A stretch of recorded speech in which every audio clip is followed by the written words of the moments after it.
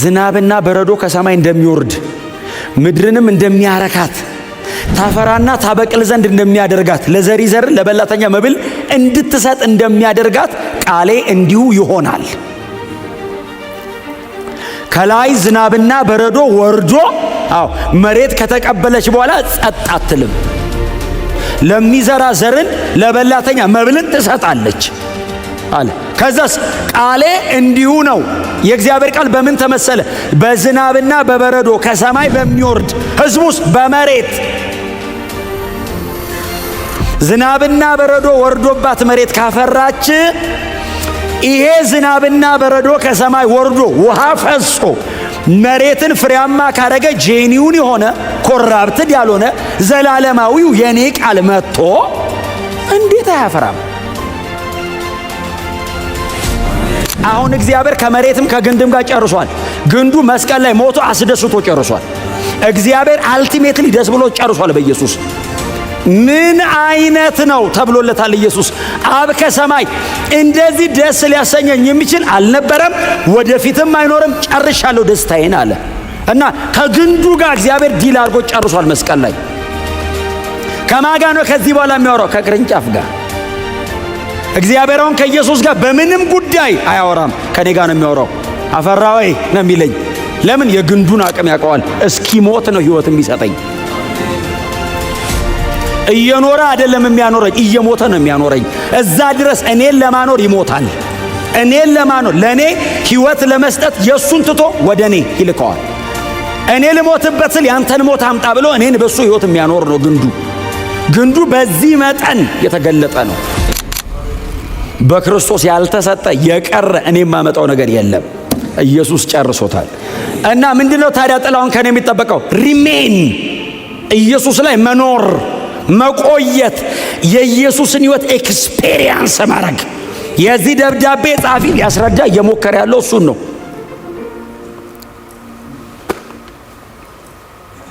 በኋላ ላይ ነው አላፈራ ካለ ምናምን ያለው እንጂ ቁጥር 7 እኮ ትግሉ ምንድን ነው? ከእግዚአብሔር ዘንድ የተባረከች ናት እቺ መሬት። የመጀመሪያው ዘላለማዊው የእግዚአብሔር ፕሮግራም ምንድን ነው?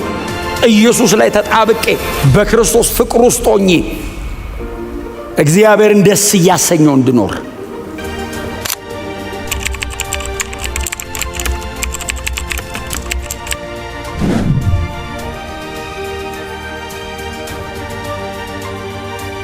ዛሬ ደግሞ እዚህ ቁጥር 7 እና 8 አካባቢ ላይ ያለችዋን ነገር ቶሎ ልንገራችሁ። ቁጥር 7 ምንድን ነው የሚለው?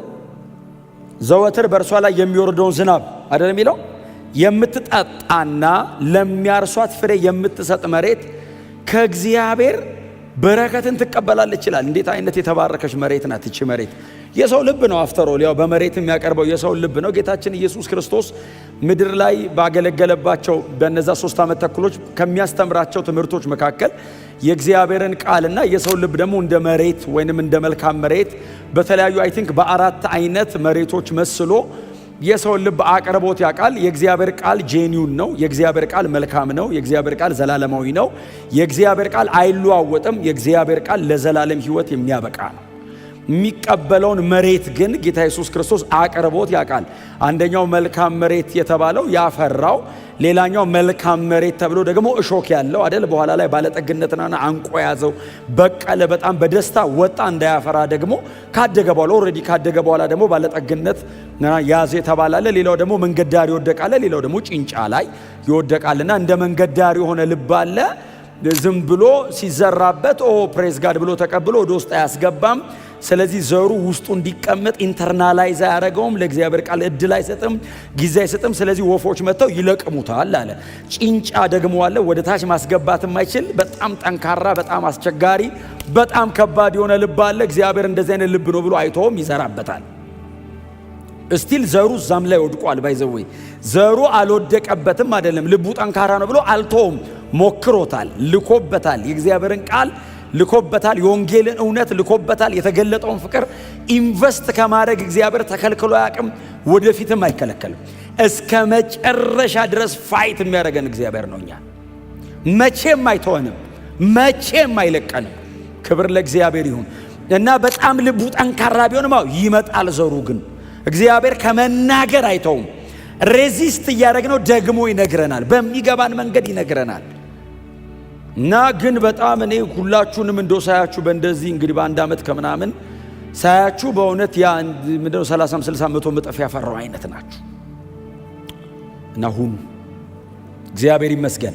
እና በእርሻ አስመስሎ ያቀርበዋል። እስቲል የዚህ ደብዳቤም ጻፊ ዕብራውያን ስለሆኑ እስራኤላውያን ስለሆኑ እርሻ አካባቢ አይጠፉም። እነሱ በጣም ከአግሪካልቸር ጋር በጣም የተቆራኘ ነው ህይወታቸው። ስለዚህ በጣም በቀላሉ አንደርስታንድ ሊያደርጉት ስለሚችሉ ከመልካም መሬትና ከሚቀበለው ነገር ጋር እያያዘ ቁጥር 7 ላይ ያቀርባል። እና መሬቷ በጣም ጥሩ መሬት ናት፣ በጣም መልካም መሬት ናት። እግዚአብሔር በላይዋ ላይ ኢንቨስት አደረገባት ይላል። እንግዲህ በላይዋ ላይ የሚወርደውን ዝናብ የምትቀበል እምትጠጣ፣ ዝም ብሎ ሲወርድባት እየተቀበለች የማታፈስ እምትጠጣ፣ ተዛስ ለሚያርሱባት ደግሞ ፍሬ የምትሰጥ።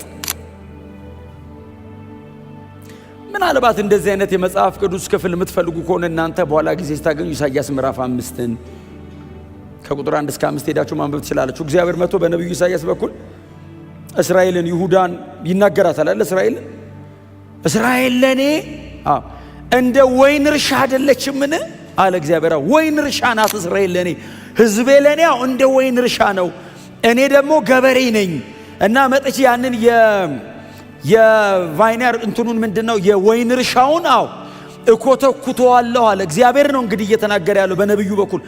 እኮተኩተዋለሁ ብቻ አይደለም፣ ፍግ አረግለታለሁ፣ ውሃ አጠጣዋለሁ፣ የሚያስፈልገውን ለማደግ ለማፍራት ለመለምለም የሚያስፈልገውን ነገር በሙሉ አድርግለታለሁ አለ እግዚአብሔር።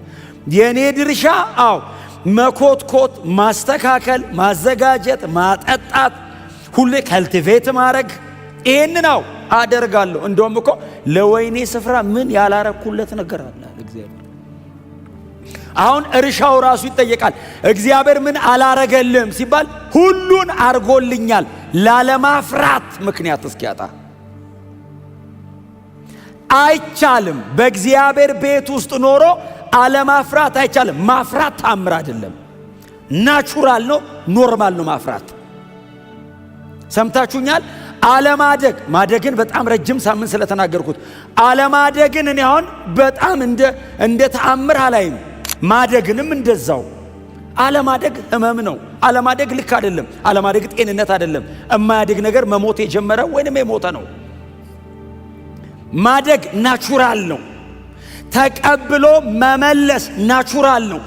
መሬት ዝናብ ሲዘንብበት እንደሚጠጣ እንደሚቀበል፣ ቀጥሎ ለሚያርስበት ምላሽ እንደሚሰጥ እንደዚሁ ነው አለ እግዚአብሔር።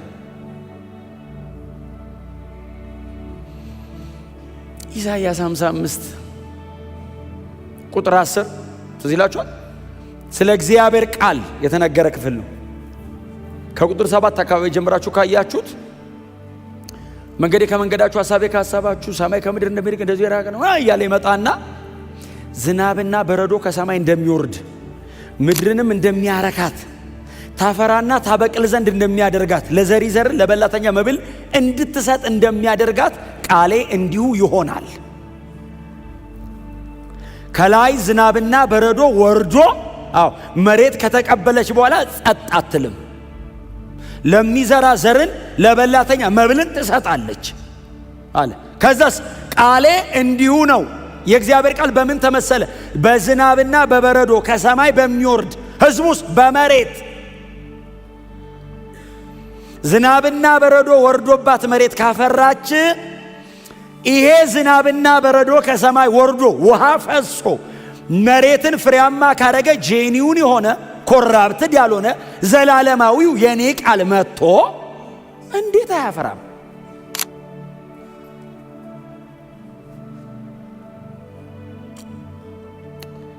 እግዚአብሔር ይመስገን።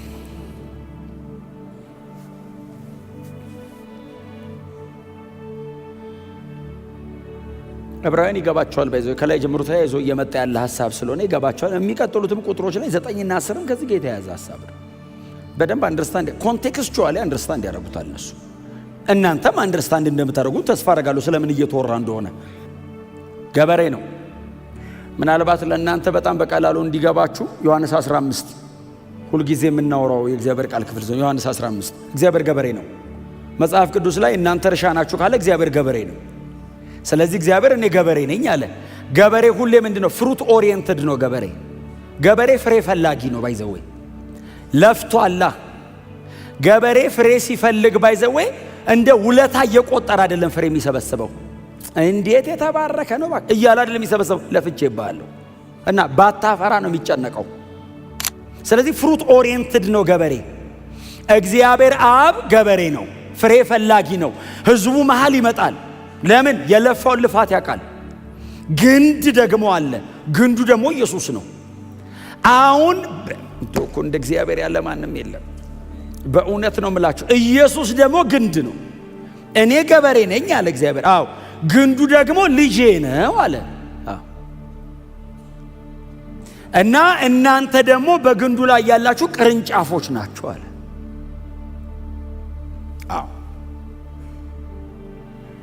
ስለዚህ እኔ እግዚአብሔር መጥቼ ልጄ ላይ ግንዱ ላይ አምጥቼ አጣብቂያችኋለሁ አለ። አይሁዳውያን ሲያነቡት ቀጥታ የበቀሉ ናቸው ግንዱ ላይ። እኛ አሕዛቦች ስናነበው ትራንስፕላንት ተደርገን ነው። ወይራው ነው ግንድ ላይ ተጣብቆ የወይን ያፈራው። እኔን ትራንስፕላንት ነው ያደረገኝ። አይሁዳዊስ በፍጥረቱ አይሁዳዊ ነው። የዘር ግንዱ ከኢየሱስ ጋር ይገጥማል። ላይኔጁ የዳዊት ልጆች ናቸው። እኔስ ሙልጭ ያልኩ ኢትዮጵያዊ ነኝ። አይሁዳዊ በአብሮን ያደገው እላዩ ላይ ነው የወጣው። የገዛ ወገኖቹ ተብለዋል። እኔስ ይሄን እንደውም እኔ ብዙ ጊዜ እኮ እናገራለሁ። ሜቶክና ኮይኖን ያያልኩ እኮ እናገራለሁ። እግዚአብሔር ወደ ምድረ በዳ ሄደ ነው አይደል? አሁን የሮሜው ትምህርት እኮ እግዚአብሔር ወደ ምድረ በዳ ሄደ። ምድረ በዳ ሄደና ወይራ መሃል ገባ እግዚአብሔር። ባለፈው እኛ እኮ እንትን የምድረ በዳ ነን። የበረሃ እንትን ነው እኮ ወይራ ሄዶ አርጎ ይዞ መጣ። እንደ ግራር ቀንጥሶ ይዞ መጣ። ከዛ የወይኑ ግንድ መስቀል ላይ ተሰቅሏል እና ጎኑ ተበስቷል በጦር ደሙ ይወረድና ትኩስ ነው እና ያንን ቀንጥሶ ያመጣውን የወይራ ቅርንጫፍ አምጥቶ እዚህ ትኩሱ ላይ እንደዚህ ያጣበቀው። ከዛ ግጥም አድርጎ አሰረውና ትራንስፕላንት ያደረገው። ወይራው የወይን አፈራ። አለማፍራት አትችልም። መሬቱ በጣም ፈርታይል ነው። ግንዱ ኢየሱስ ነው። አሁን እግዚአብሔር ከመሬትም ከግንድም ጋር ጨርሷል። ግንዱ መስቀል ላይ ሞቶ አስደስቶ ጨርሷል።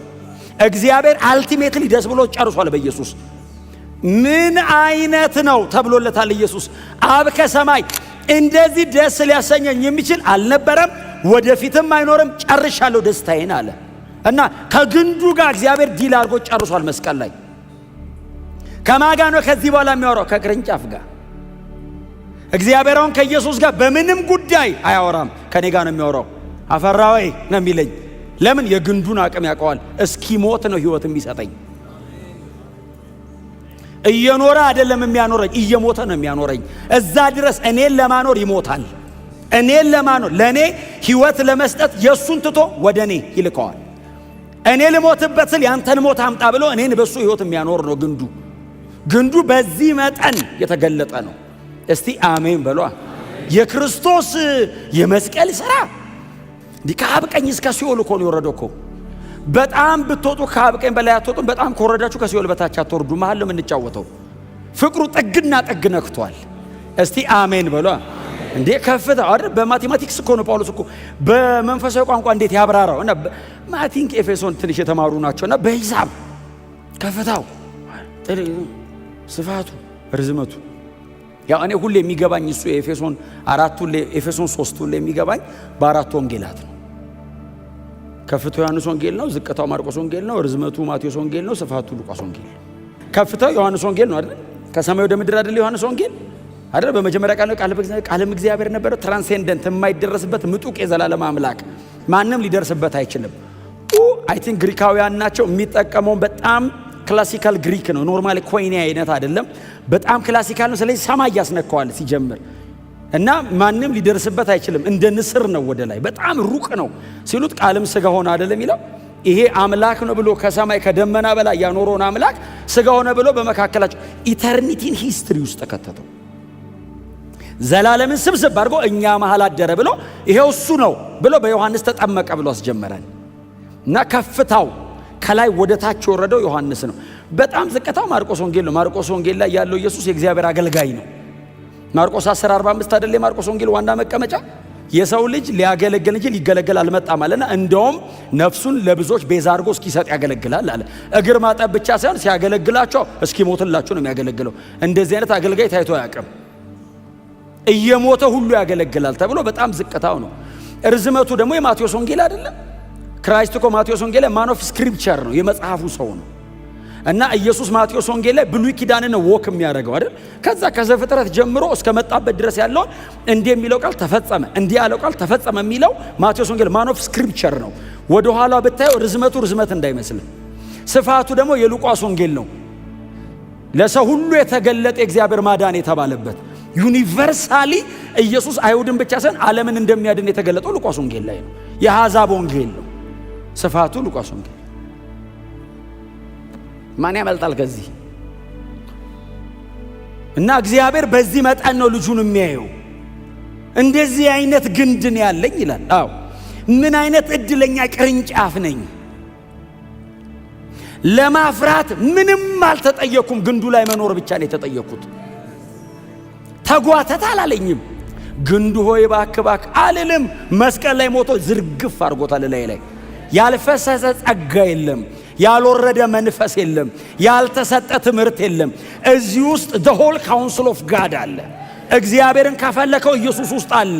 ጸጋ ከፈለክ ኢየሱስ ውስጥ አለ። ምንም ነገር አለ። ግንዱ የሚነራል ችግር የለበትም። አንተ ማደግ ከፈለክ እስከ መጨረሻ የሚያሳድግ ብቃት ይሰጣል።